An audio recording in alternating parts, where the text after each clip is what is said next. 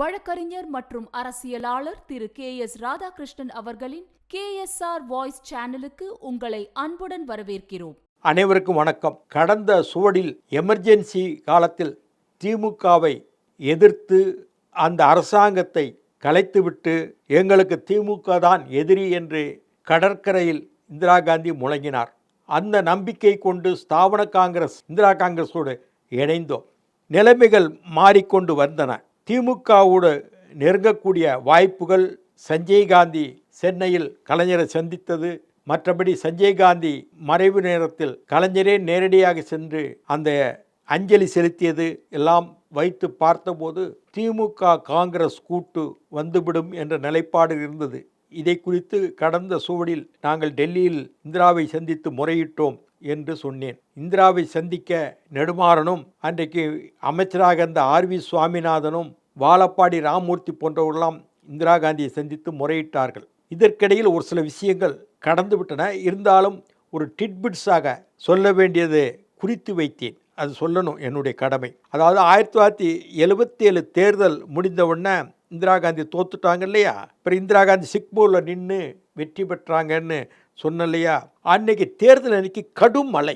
இருப்பியும் தேர்தல் எப்படி நடக்குன்னு ஜீப்பில் போய் பார்க்கணுன்னு, அது மலைப்பாங்கான பகுதி, ஜீப்பில் நனைஞ்சிட்டு போய் பார்த்தாங்க.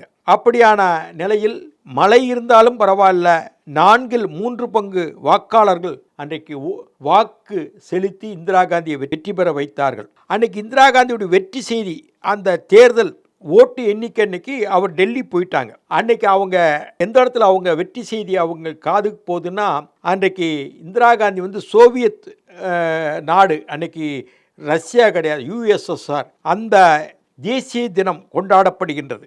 அந்த சோவியத் நாட்டு தூதரகத்துக்கு போயிட்டு இருக்காங்க. அப்போ இந்திரா காந்தி வெற்றி பெற்றுட்டாங்க.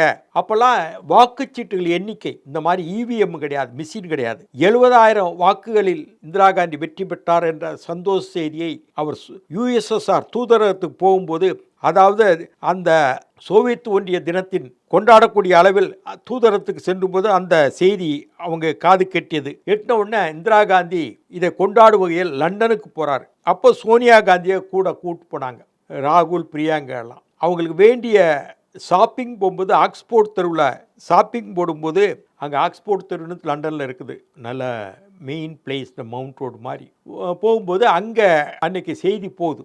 அப்போல்லாம் தொலைவு இந்த மாதிரி கைபேசியெல்லாம் கிடையாது. அங்கே கூட போனவங்க சொல்கிறாங்க, உங்கள் மேலே மறுபடியும் நடவடிக்கை எடுத்து சிக்மூரில் ஜெயித்தாலும் நாடாளுமன்றத்திலேருந்து நீங்கள் துரத்த வேண்டும் என்று சரண் சிங் நினைக்கின்றார், அந்த ஜனதா கட்சி தலைவர்கள் நினைக்கிறார்கள் என்றுதான் கைது செய்து தீகார் ஜெயிலில் வச்சாங்க. தீகார் சிறையில் யார் இடத்துல வச்சாங்கன்னா, அதே சிறையில் ஜார்ஜ் பெர்னாண்டஸ் இருந்தார்.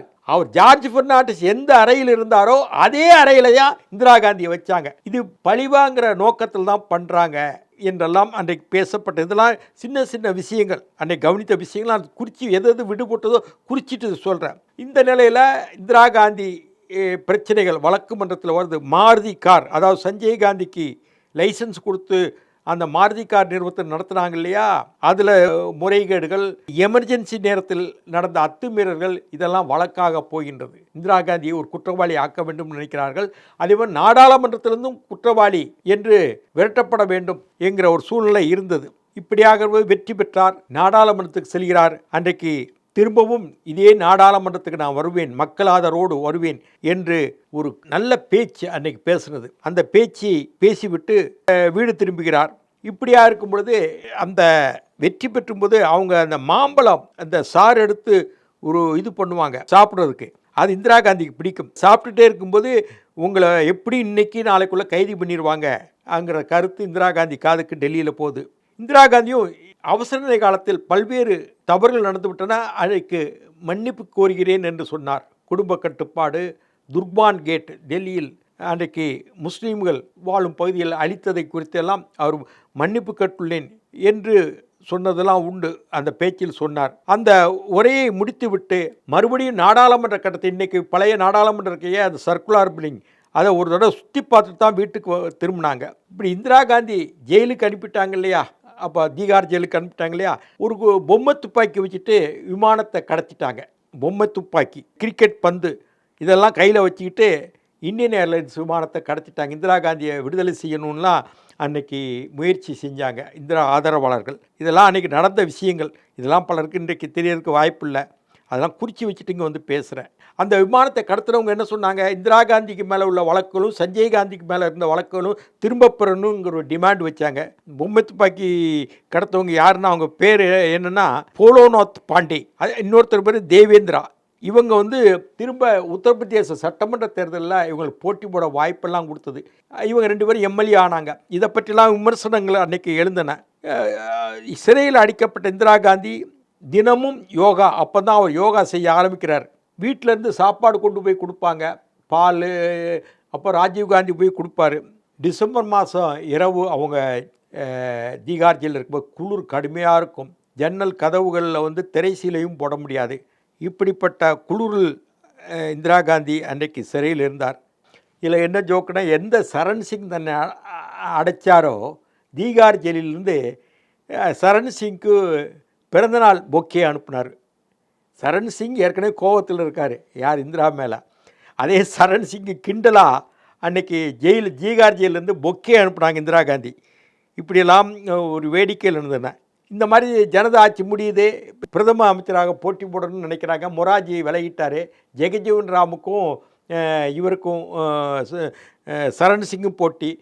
சரண் சிங்கை இந்திரா காந்தி ஆதரிக்கிறாங்க. அவர் எதிரியாக நினச்ச, உத்தரப்பிரதேச எதிரியாக நினச்ச சரண் சிங் வீட்டுக்கு இந்திரா காந்தியே போகிறாங்க.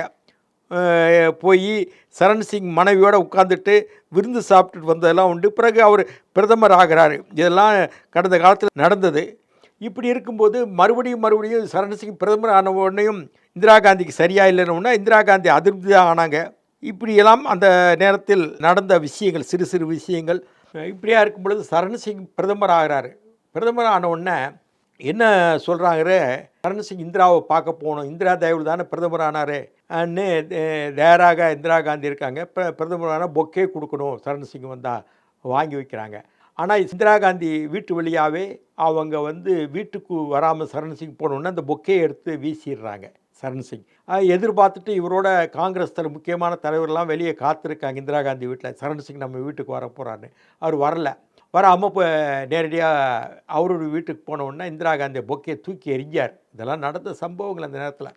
பிறகு சரண் சிங்குடைய ஆட்சியும் முடிஞ்சு போச்சு. தேர்தல் வந்தது. அப்படி தேர்தல் வரும்போது தமிழ்நாட்டில் எப்படி நீங்கள் திமுகவோடு சேரலாம் என்பது எங்களை போன்ற நெடுமாறன் ஆதரவாளர்கள் கேள்வி எழுப்பினோம்.